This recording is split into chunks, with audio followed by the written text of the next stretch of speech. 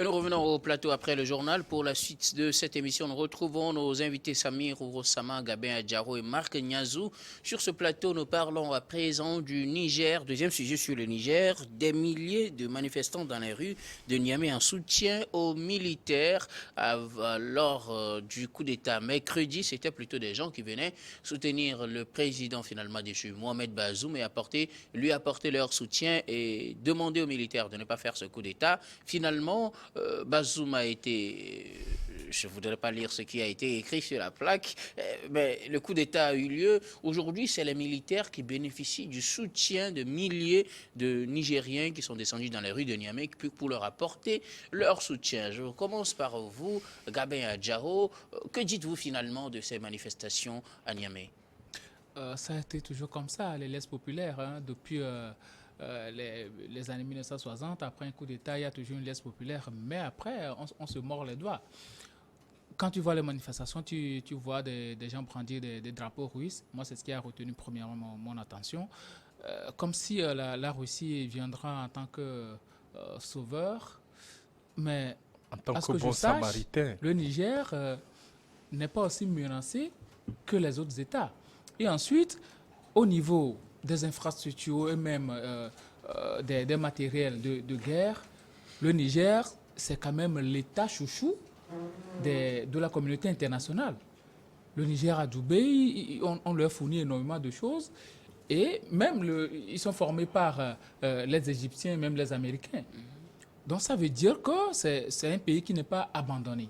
Maintenant, quand les populations, vous savez, c'est un peu aussi ça la démagogie. Quand on tombe dans la démagogie, dans le populisme, c'est aussi ce que ça donne. On sert un discours à la population et puis par après, la population se retrouve face à la réalité. Aujourd'hui, les militaires sont venus. Sûrement, ils ont des raisons derrière, mais ils servent autre chose à la population. Mais jusqu'à quand? Pour vous, c'est quoi la raison derrière? Qu'est-ce qui est servi à la population? Ben, écoutez, ces messieurs-là qui sont venus aujourd'hui, ils avaient servi depuis des années. Ils sont dans les sérails du pouvoir depuis belle lurette. Ils n'ont jamais rien dénoncé. Pourquoi c'est maintenant qu'un président est démocratiquement élu, exerce, il n'a même pas encore fait un mandat?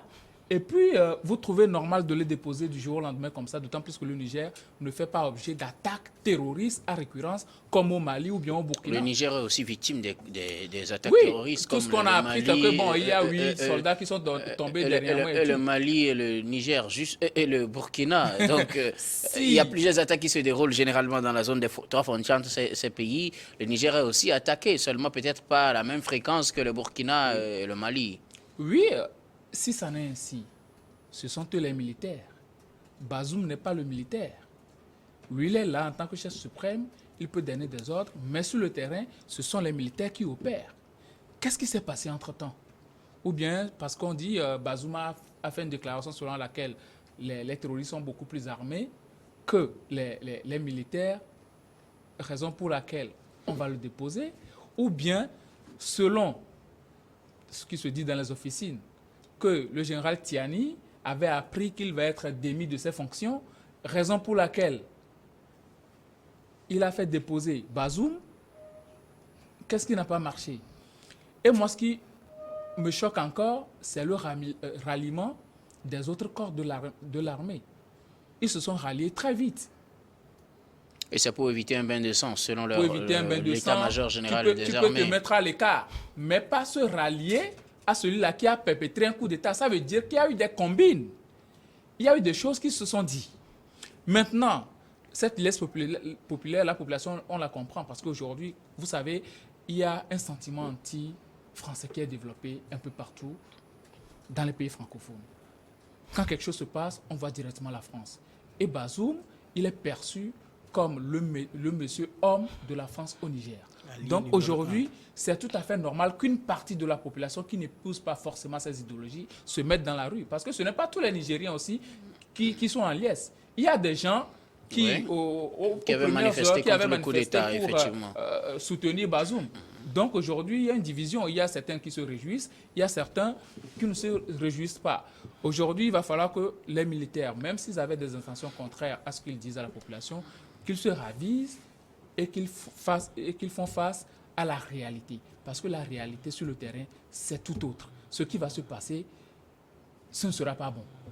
Avec les sanctions qui pleuvent, qu'on connaît ce qui se passe au Niger. Mais je veux revenir sur quelque chose, sur ce que Ouro Sama a dit. Les sanctions vont frapper très fort au Niger. Mais il faut remarquer que dans toute la sous-région, nos économies sont très fragiles. On l'a vu pour le cas du Mali. Quand le Mali a été sanctionné, c'est toute la sous-région qui était en péril. On en a souffert, tout le monde. Personne ne va dire le contraire. Donc, si ça arrive au Niger aujourd'hui, on va encore se serrer la ceinture dans toute la sous-région. Personne ne sera épargné. On sanctionne la Niger, mais on va aussi subir les conséquences. En tout cas, merci. Marc Niazou, que dites-vous de ces manifestations populaires en soutien aux militaires? D'habitude, la population est dans le leurre. La population ne voit pas trop loin. On ne peut pas soutenir ces poutistes-là. Moi, je le dis, je ne fais pas confiance à ces poutistes. Je parle des poutistes nigériens. Je parle d'eux. D'autres qui m'ont déjà écouté vont dire que je n'ai jamais parlé de Mali. Pour les Maliens, je suis d'accord avec eux. Et pour d'autres, mais pour les poutistes maliens, avec les raisons qu'ils ont données, Nigériens, autant pour moi, je ne suis pas d'accord avec eux. Et la population, d'habitude, elle ne voit pas grand-chose. La population ne maîtrise pas trop beaucoup de choses. Et donc, du coup, la population, comme vous le savez, aujourd'hui, on est à une ère de anti-français, c'est qu'on sort. Donc, quand on n'est pas d'accord avec les propos de quelqu'un qui est allié à la France, donc du coup, on cherche à le diaboliser, on cherche à le faire quitter. Et donc, du coup, comme aujourd'hui, beaucoup de personnes perçoivent les propos et les gestes de Bazoum comme un allié premier de la France, et comme on l'a fait partie, donc la population est dans la joie. En fait, pas seulement toute la population, une frange de la population est dans la joie. Or, ce n'est pas tout le jour où la population va se rendre compte que nous sommes dans une situation chaotique, c'est en ce moment où elle va revenir. Sinon, ces manifestations-là, je pense que c'est une manifestation d'émotion, une manifestation pour certaines personnes qui voulaient depuis qu'on le déguerpit de là, c'est eux qui se sont manifestés. Et aussi, autre chose, n'oublions pas que nous sommes dans la communication. Et dans la communication, ça peut se faire. Et les poutistes peuvent mobiliser certaines personnes pour qu'on puisse manifester. Et là, du coup, on va faire montrer ça en fait, aux yeux de tout le monde, à l'international, comme sur la chaîne nationale, pour qu'on puisse voir qu'on les soutient. Mais ça ne va rien apporter. Je voudrais revenir sur une chose. Je le dis très bien. Cette population-là qui vient de manifester aujourd'hui, c'est elle qui va souffrir. C'est elle qui va souffrir des sanctions de la CEDEAO. Ce n'est pas les poutistes. C'est là où je ne suis pas d'accord avec mon ami Samir, qui dit que non, l'impact de ces sanctions-là, c'est la population. Oh, la CEDEAO est là pour le développement, est là pour l'évolution de la population, pour l'évolution de tous les pays. Oh, le problème de l'Afrique aujourd'hui, c'est les Africains. Le problème de l'Afrique, c'est les Africains. La CEDEAO qui sanctionne, certes, c'est une institution. S'il y a quelque chose, je l'ai déjà dit, qu'ils sont en train de faire seulement ils changent des mots tout simplement. Les sanctions là, il y a des pays qui ont déjà encouru ces sanctions là. Mais qu'est-ce qu'on a vu de cela? C'est la population qui souffre. Même si on a gelé les comptes des poutistes. Vous pensez que les poutistes n'ont pas de l'argent dans leur chambre? C'est la population qui souffre. Les poutistes ne sont pas ne sillonnent pas de pays en pays, sauf la population. Donc, c'est cette population-là qui est analphabète, qui ne maîtrise pas grand chose. Elle pense que ce soutien-là... avoir cette tendance. Ce n'est pas tous les Nigériens qui sont analphabètes. Oui, c'est ce que je dis. Je l'ai déjà dit, une frange de la population. Je vous prie de pouvoir contrôler ces qualificatifs-là. Oui, une frange de la population. Parce que on ne peut pas manifester pour soutenir un poutiste. Si réellement... Mais on a vu des manifestations dans les autres pays que vous avez appréciées. Hein? Oui, on a vu ça au Mali. Non, ne faites pas d'amalgame. On ne va pas faire d'amalgame. J'ai bien dit que pour les raisons qu'ils ont données. Puis ces raisons-là, ça ne soutient pas le coup d'État. C'est pour cela. Et moi, je ne fais pas confiance à ces putschistes-là qui sont venus. Je suis d'accord, mais entre... Je ne sais pas comment le qualifier. C'est la population que moi je crains. C'est la population. Et malheureusement, la population vit dans l'émotion.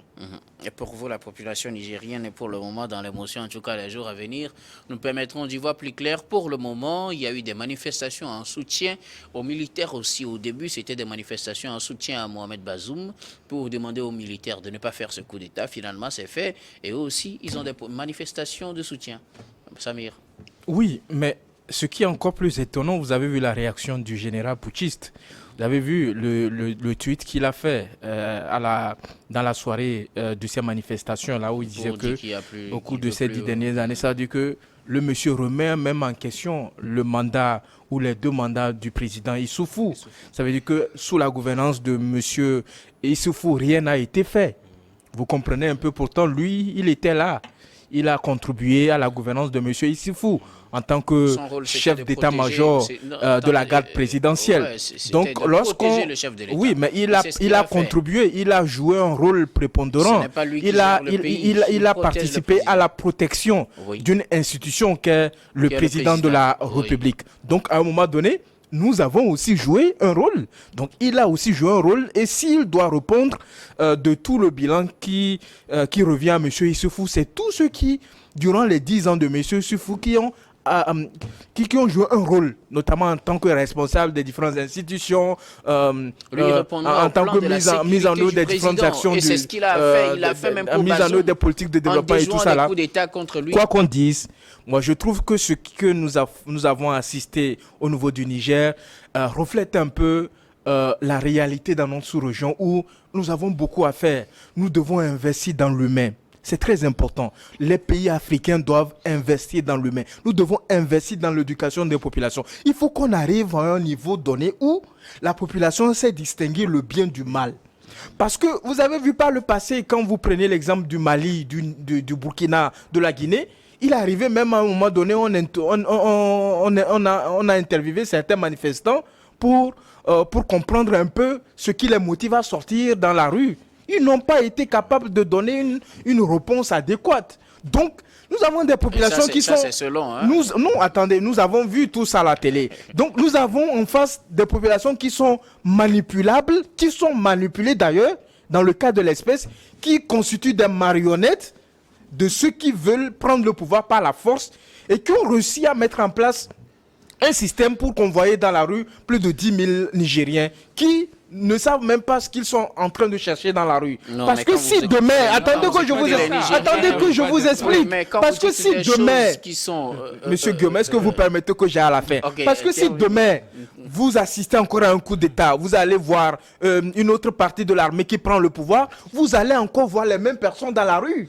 Nous avons vu le cas au Burkina Faso. Vous avez vu, nous avons vu les cas également au Mali. Donc, nous avons véritablement un problème dans notre sous-région, c'est de faire en sorte que nous ayons des populations capables de discernement, des populations qui sont capables de réfléchir et de savoir distinguer le bien du mal de façon globale. Il faut qu'on arrive à une somme critique. C'est vrai, aujourd'hui, on a peut-être un pourcentage, mais il faut qu'on arrive à un pourcentage donné. Et vous avez vu des gens qui... Comment je peux les considérer? Des gens qui ne sont guidés que par leur intérêt personnel, qui ont participé à remettre aux populations nigériennes que nous considérons comme un peuple frère, des drapeaux russes. On n'a pas besoin d'aller remettre à la population de leur remettre des messages pour porter et de leur même conduire. Que les Nigériens ne peuvent pas... Mais attendez, de leur conduire même jusqu'à leur dire que, en tout cas, concevoir eux-mêmes des pancartes jusqu'à leur dire que, Guillaume, jusqu'à leur dire que la situation dans laquelle nous sommes aujourd'hui, si nous sommes arrivés à telle situation, c'est à cause de la France. Donc, aller devant leur ambassade et manifester. Fort heureusement pour eux. Je pense que et là, je salue leur degré de lucidité. Parce qu'il ne suffisait que d'une certaine étincelle que le Niger allait être embrasé. Parce que, vous savez, une représentation diplomatique dans un pays, c'est quand même quelque chose sur le plan de la diplomatie. Donc, si vous attaquez une entité diplomatique, mais vous allez en subir. Et je pense que la réaction de l'Élysée a été très vive. Et puis, elle a été très prompte. Si un bien ou un Français est touché, au Niger, la France va réagir de façon intraitable C'est et de rien façon même. propre. Ils Donc, feront rien. non, moi je pense que tous ces événements auxquels nous avons assisté ces dernières années, avec les mobilisations, lorsqu'il y a un coup d'État, où nous voyons dans la rue les populations, doivent nous interpeller en tant que membres de la communauté, en tant que dirigeants, en tant que responsables des différentes institutions, pour nous éveiller notre conscience, pour nous dire véritablement que nous devons faire un travail de fond, de faire en sorte que le taux de scolarisation ou le taux d'instruction, si je dis scolarisation, c'est encore plus bas, le taux d'instruction de nos populations soit à un niveau donné où nous arriverons à un moment donné, quand les gens vont sortir un beau matin faire le coup d'État, ce sont les populations qui vont sortir pour aller dégager ces gens-là. Parce que nous ne sommes pas encore arrivés à ce stade-là. Et ce que nous avons vu au Niger, c'est à condamner avec la dernière rigueur, parce que les populations n'ont pas à remettre comment on l'appelle, les populations n'ont pas à remettre en cause l'ordre constitutionnel, l'ordre démocratique, parce que ce sont eux-mêmes qui ont contribué à élire ces dirigeants-là qui sont à la tête. Si nous avons assisté par le passé, ou dans certains pays, ça commence par les manifestations des populations, on saura que véritablement c'est les populations qui t'ont élu, qui veulent que tu partes. Donc quand il y a des manifestations, et ça profite de la confusion, vous prenez le pouvoir par le coup d'État, on va essayer de comprendre la situation et trouver un juste milieu pour gérer cette transition-là. Mais il n'y a pas eu de manifestation au Niger, il n'y a pas eu, je ne sais pas, il n'y a pas eu d'événement qui constituait véritablement de déclencheur. Un bon matin, on apprend que dans les coulisses, qu'un général veut être dégagé de son poste de chef d'état-major responsable de la garde présidentielle, et parce qu'il n'est pas d'accord, lui, il est à ce poste-là depuis 2011. Ça veut dire que C'est ce qui se dit. Depuis 2011, ça veut dire que depuis 12 ans, depuis 13 ans, le gars jouit des différents avantages liés à son poste en tant que chef d'état-major et responsable de la garde présidentielle. Parce qu'on veut le changer, il voit que son intérêt personnel en jeu, ça lui fout au pôle que l'intérêt général soit retardé, que l'intérêt général soit mis dans une poubelle. Lui, ce qui lui importe, c'est de pouvoir préserver ses intérêts personnels. Et il a réussi, il a réussi à mettre sur sa droite n'est pas officielle. Oui, voilà. Nous n'allons pas toute la des informations, effectivement. C'est des rumeurs et tout ce qui a été dit de part et d'autre, c'est des rumeurs. Ce que nous retenons comme information officielle, c'est ce qui a été annoncé par les putschistes. Situation sécuritaire, mauvaise gestion sociale et économique. Voilà les raisons qui les ont poussés à faire leur coup d'État. Je pense qu'on va s'en tenir à cela. Mais pour les populations, je pense que nous sommes largement prononcés là-dessus. Un mot, quelques secondes. Oui, un mot. Vous savez, je pense réellement qu'il faut plutôt aller à la cause du problème des coups d'État. Et là, on n'aurait pas ces conséquences aujourd'hui. Qu'est-ce qui cause les coups d'État en Afrique ? C'est ce à quoi on doit trouver des solutions. Mais si on ne trouve pas des solutions, je pense, en janvier dernier, je l'ai dit concernant le Burkina, que si on ne trouve pas une solution pour les coups d'État, on aura encore des coups d'État dans d'autres pays. Aujourd'hui, le temps me donne raison. La CED est en train de proposer une solution. Le temps me donne raison parce que c'est quoi? Nous pensons que cette solution de la CEDEAO va permettre de résoudre définitivement le problème des coups d'État dans notre sous-région. Nous allons marquer la pause, puis on revient. Nous allons marquer la pause.